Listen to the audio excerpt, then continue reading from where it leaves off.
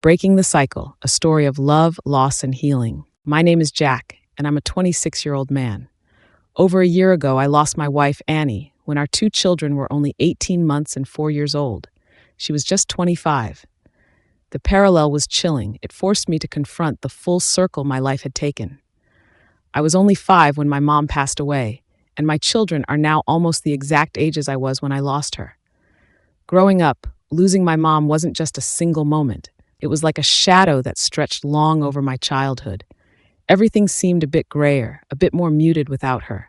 The house was quieter, and Dad was always busy trying to fill the void her absence left in every corner of our life. He did his best, but you could tell he was just as lost in grief as I was, even though he tried to hide it behind long hours at work and forced smiles at dinner. I remember feeling perpetually confused too. Why my mom? Why our family? Friends would talk about their moms, their plans for Mother's Day, and it felt like living in a world where everyone else had something precious that I had lost. Birthdays and holidays were the hardest. Dad tried, he really did, but there's a particular kind of emptiness that comes from missing a person who is supposed to be there for those moments. As I grew older, that confusion turned into a deep-seated fear of loss. I found myself either clinging too tightly to relationships or shying away from them entirely to avoid potential heartbreak. It wasn't until much later, in my own adult relationships, that I began to understand the depth of my fear. Therapy helped. Talking about her, about the memories and the pain, made it more bearable. Losing Mom so young fundamentally shaped who I am. It made me more empathetic towards others' pain, more aware of the fragility of life. Back then, the world seemed suddenly bigger and more intimidating without my mom. Even though I was too young to comprehend all the ways her passing would impact me, I felt her absence in every part of my daily life. There was an emptiness at home, a silence that wasn't just about the lack of her voice, but about the missing layer of love and security she represented. Annie always had this vivid memory of her dad, how he'd lift her high above his head and make her feel like she could touch the clouds. She was just 6 when he was taken from her, swept away by a sudden illness that none of us were ready to face. That loss carved a deep, aching void in her life, one that shaped her in ways she only sometimes talked about. She grew up determined to be the pillar her dad couldn't be for her, to build a fortress of love for our kids that nothing could penetrate, not even death. But life, as it often does, had other plans. It was a crisp fall morning, much like any other, except Annie wasn't feeling well. We thought little of it at first, a passing bug, we hoped, but it turned out to be much more serious. Within months, we were grappling with a reality that mirrored her deepest fears. Annie was diagnosed with a terminal illness, the kind that sneaks up silently but quickly overwhelms. In those final months, Annie's resolve to make lasting memories with our kids became everything. Every day, despite her waning strength, she'd spend time with them, reading stories, playing games, or just holding them close, embedding her presence in their lives in ways she hoped would be indelible. She often spoke to me late at night, her voice a mixture of determination and despair, about her need to leave a legacy of love for them, to be there in their hearts and minds even when she could no longer be there in person. She wanted so desperately to break the cycle of loss that had shadowed her childhood, to give our kids the stable, loving foundation she had lost so early on.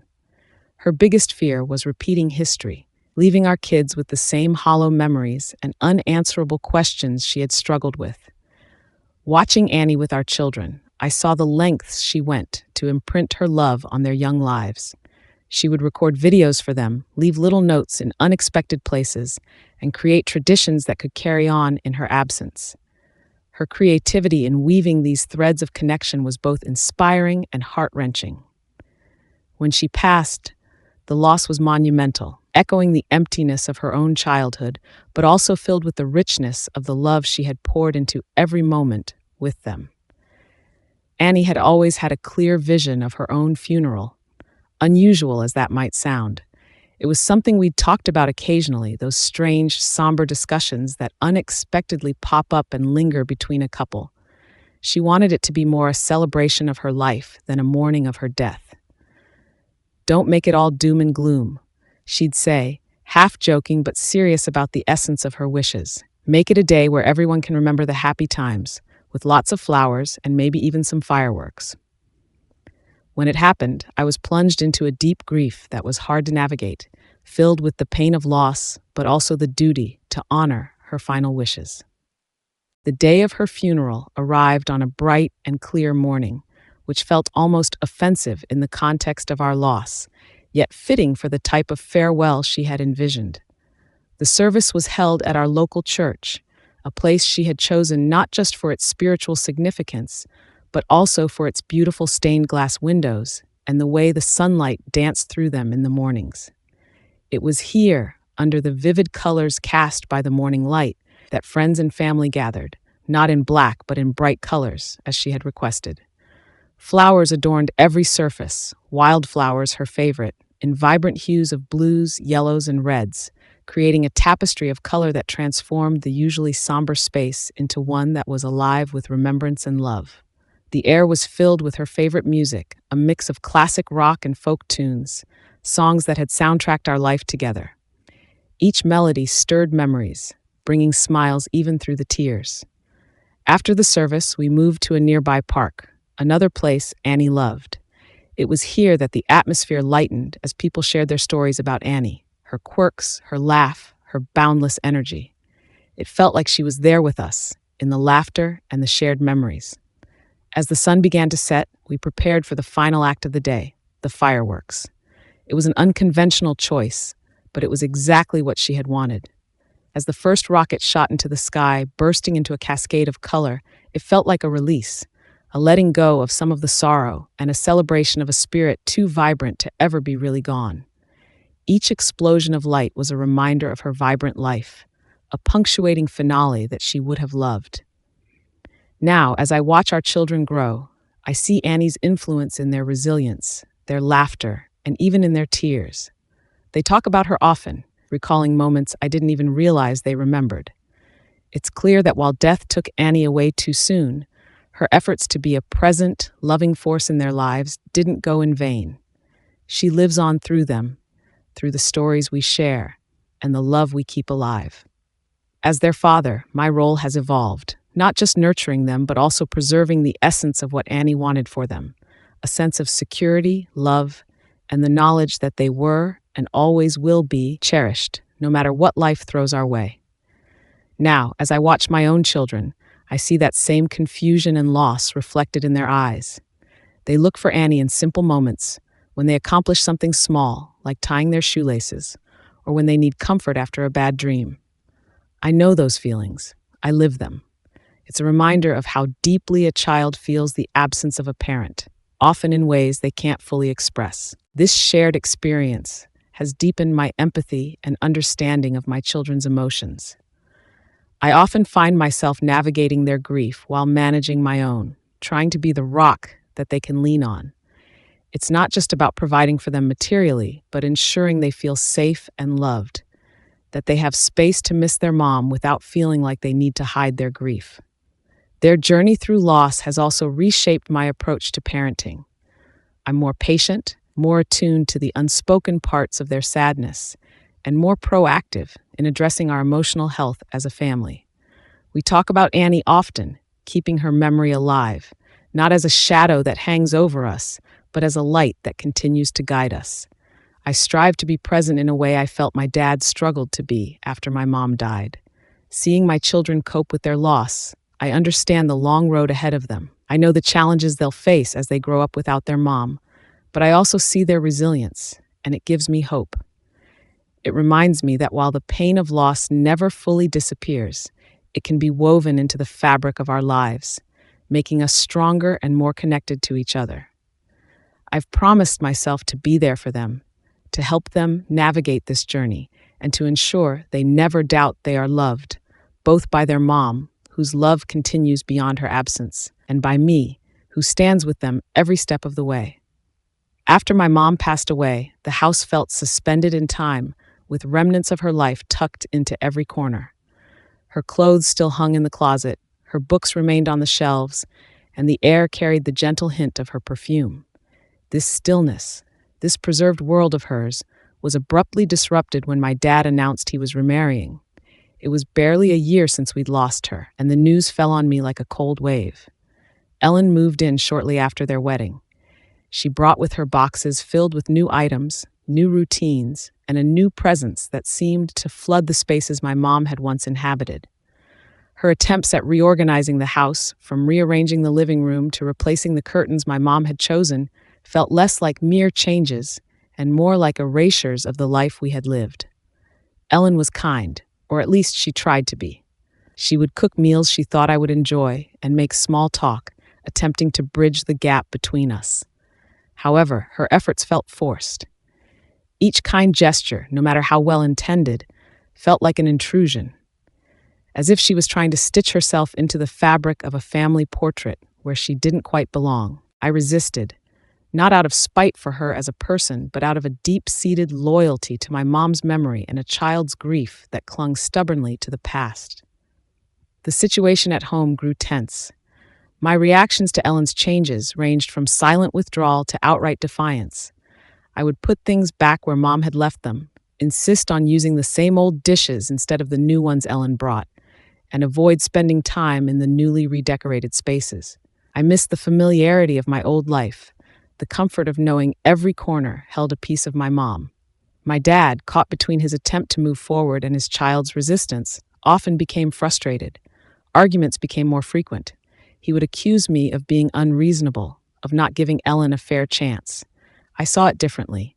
I felt he was erasing Mom's legacy, pushing me to forget rather than remember. One particularly heated evening, my dad snapped after finding me rearranging the living room to its original state. "We can't live in a museum," he yelled. "We have to move on. You have to move on." But how could I move on?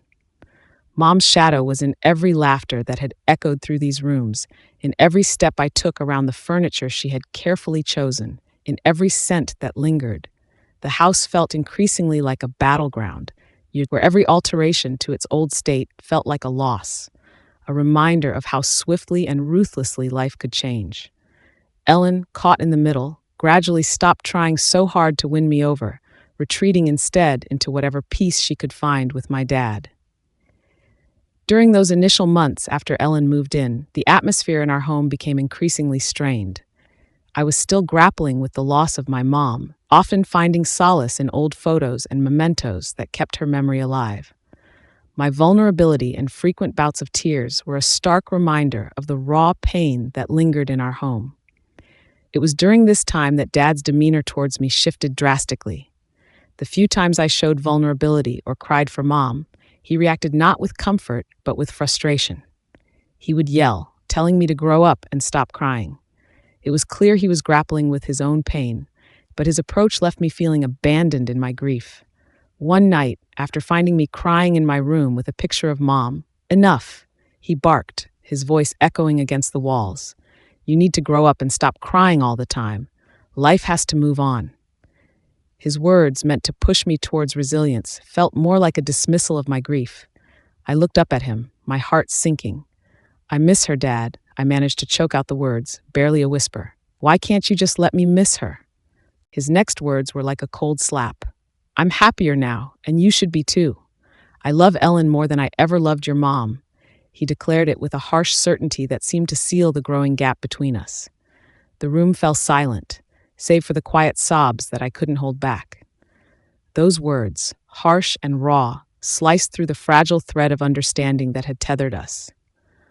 I felt not just the loss of my mom, but also the creeping loss of my dad, who was now a stranger, driven by his own grief and newfound happiness. As the years passed, the emotional distance grew. Dad was increasingly absent, not just physically, but emotionally. My cries for attention, for the affection I missed so desperately, went unanswered. His priorities had shifted, and I felt sidelined, an unwelcome reminder of a past he wanted to forget. Ellen, for all her efforts, could never bridge the gap between Dad and me. It felt like a betrayal, not just of Mom's memory, but of the father-son bond we should have had. Feeling abandoned and misunderstood, I withdrew into myself. The isolation at home led me to seek solace elsewhere, in books, in school activities, anywhere I could find a semblance of the care and attention I lacked at home. but the impact of those formative years lingered. I harbored a deep-seated mistrust for relationships, fearful of being left behind again, of loving someone who might one day decide I wasn't worth sticking around for.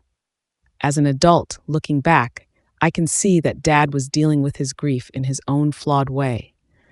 But the understanding of his pain does little to soothe the resentment and hurt of a child who felt left behind.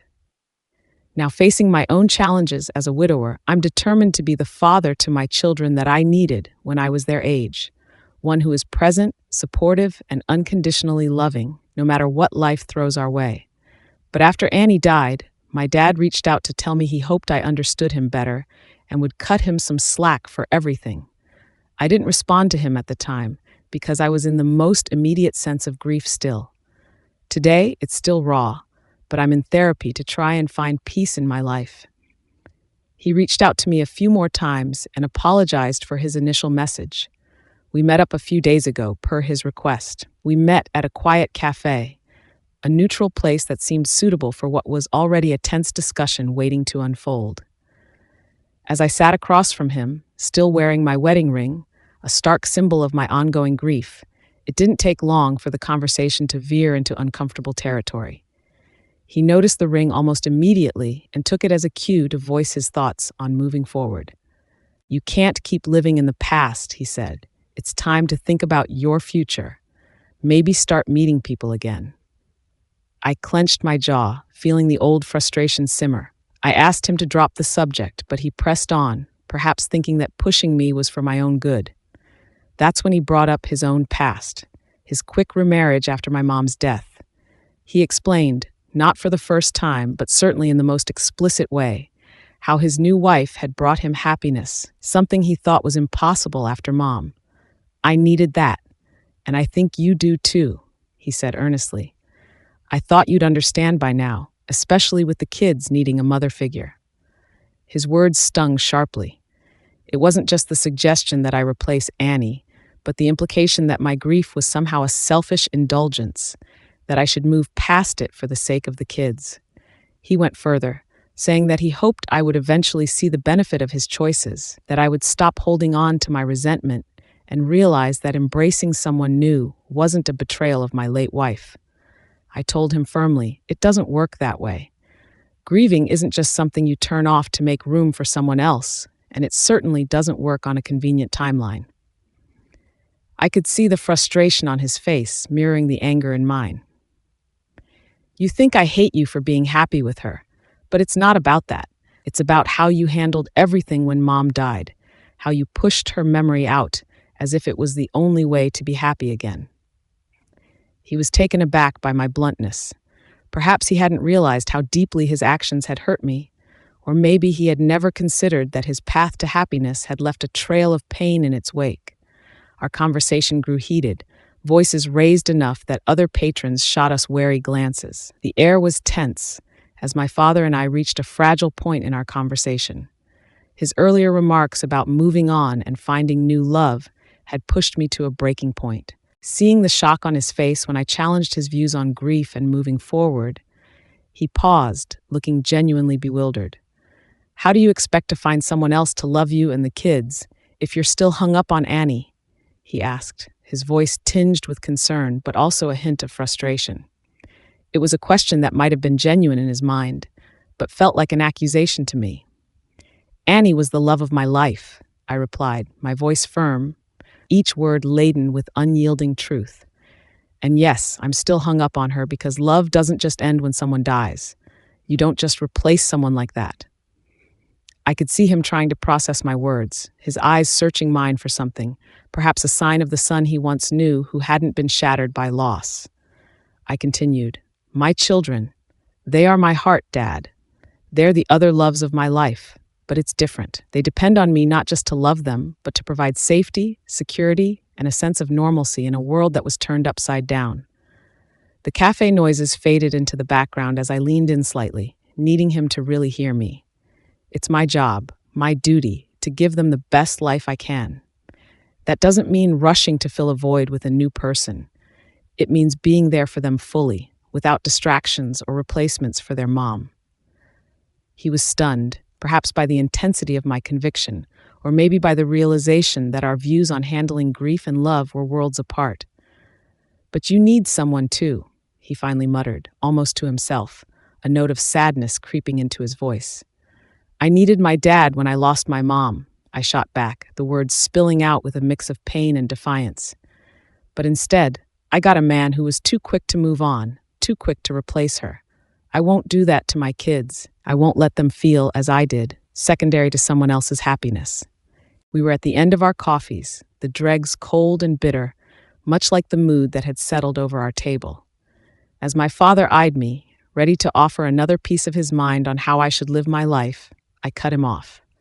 The frustration and hurt from years of bottled-up feelings were brimming over.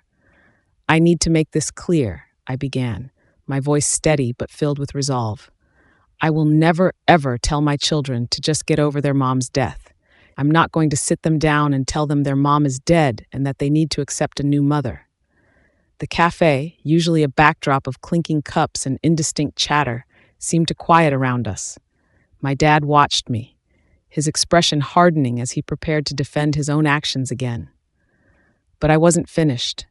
"And another thing," I continued, "I'm not going to scold them for missing her, for crying out for her at night. It's normal. They're kids, and they lost their mother. How could I possibly take that grief and make it about someone else's discomfort?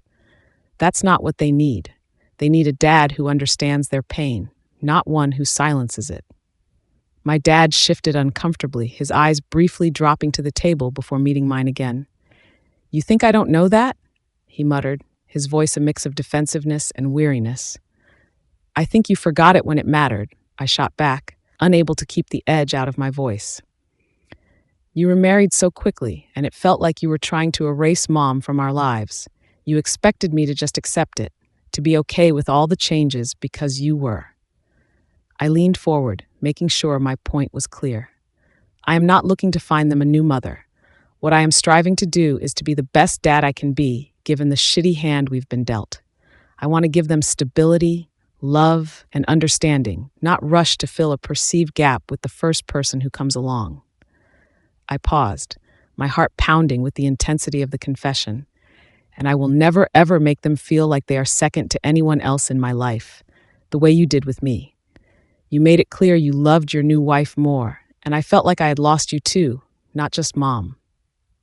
He finally said something about regret, how he regretted that I couldn't see his perspective, that maybe one day I'd understand. But as I walked away from that cafe, I knew that understanding wasn't just about seeing his point of view. It was about recognizing the deep divides in how we process loss. I wasn't ready to forgive his past actions just because he had found happiness. My path was different, and I needed him to respect that without judgment or pressure. As I drove home, the weight of our fractured relationship heavier than ever, I realized that some gaps might be too wide to bridge, at least for now. The last time I saw my dad at that cafe, it felt like a definitive line had been drawn. In the weeks that followed, he tried to reach out a few times, a text, a couple of voicemails. His voice always held that familiar mix of concern and awkwardness, as if he wasn't quite sure what to say or how to say it without reigniting the flames of our last argument. Each attempt at bridging the gap seemed to remind me of the wide chasm that had formed between us over the years. I wasn't ready to cross it yet, so I responded sparingly, my replies brief and non-committal, until eventually I stopped responding altogether. The silence that settled wasn't peaceful, but it was necessary. Life went on, as it does, filled with the daily routines and small crises of raising two kids alone. I threw myself into being a dad. The soccer games, school projects, bedtime stories, every smile and tear from my kids reminded me of my promise to be the steady presence they needed. I often thought about that conversation with my dad, turning over his words and mine, questioning the harshness of my responses and the rigidity of my stance. Yet every time I considered reaching out, I remembered the feeling of being a kid who felt second best, and I'd retreat, convinced I needed more time. Months turned into a year. The seasons changed, and so did the kids. They grew taller, their faces losing the last traces of toddlerhood. My dad's attempts to connect became a memory, almost as distant as the happier times before Mom's death. In the quiet moments late at night, when the house was still and my mind refused to rest, I pondered the cost of my steadfastness. Was holding on to my hurt worth the growing silence between us? It was a chilly evening, the kind that hinted at the approach of winter, as I climbed up to the attic to sort through some old boxes that had been gathering dust. The attic, with its musty smell and beams of moonlight sneaking through the small window, always felt like a capsule of the past, untouched and full of secrets waiting to be rediscovered. As I sifted through the boxes, my hands found an old photo album, its cover worn and slightly faded. Curiosity piqued. I sat down on an old creaky chair, the album resting heavily in my lap. Flipping it open, I was greeted by vibrant pictures of my mom and dad. They were younger then, full of life and laughter, captured in moments of sheer joy, picnics in the park, beach vacations, and quiet afternoons at home. Each photo was a portal to a time before grief had reshaped our lives, to a family that once was. My finger traced the outlines of those happier days, lingering on the images of my dad with his wide, carefree smile. It struck me then how much I missed him. Not just the physical presence, but the essence of who he had been before tragedy had turned him into someone I could barely recognize, let alone understand. Seeing him so happy and unburdened in these photos made the contrast with his later years even more poignant. A wave of nostalgia washed over me, softening the hard edges of the resentment I'd held onto for so long. It wasn't just my mom I missed, but my dad as he was back then.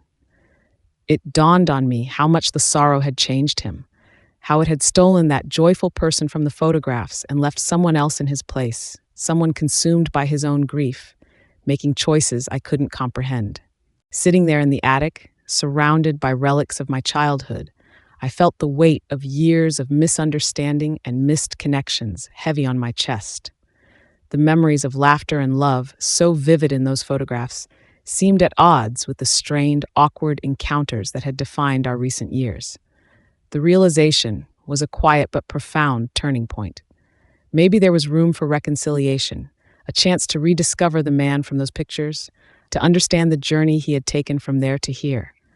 Perhaps it was time to bridge the gap that grief had widened, to approach him not just as the man who had made decisions I struggled to forgive, but as my dad, who had once been the entire world to a much younger version of me. Resolute, I closed the album, a plan forming in my mind.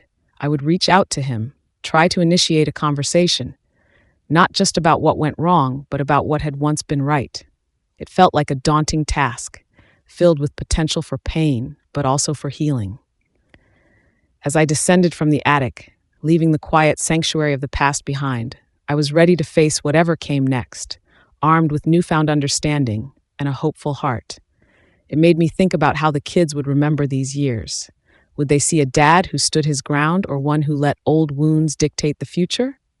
The thought unsettled me enough to consider that perhaps it was time to try a different approach, not for my sake, but for the kids who deserved to know all facets of their family, even the complicated ones. The next morning, I drafted a message to my dad, simple, yet more open than anything I'd sent in a long time. "Let's talk," it read, "when you're ready." I wasn't sure where a conversation might lead us or whether it would heal any old hurts, but I knew it was a start, a small step toward understanding or at least coexistence in this new chapter of our lives. As I hit send, the silence I had grown accustomed to seemed a little less daunting, tinted with the possibility of something new.